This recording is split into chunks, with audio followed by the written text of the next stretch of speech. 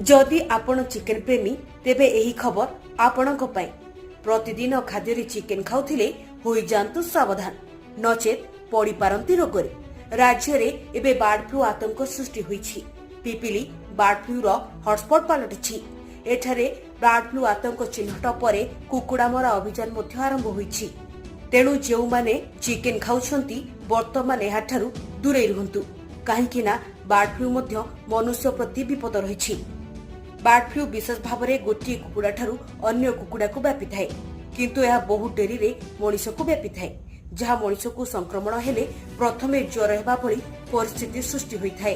कुकुड़ा को board flu हेले विशेष भाव में कुकुड़ा माने रोगरे पड़ी थांती।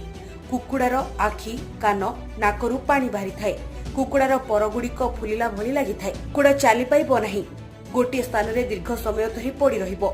तेणु जना पड़िबो जे कुकुड़ा को बार्ड फ्लू होई।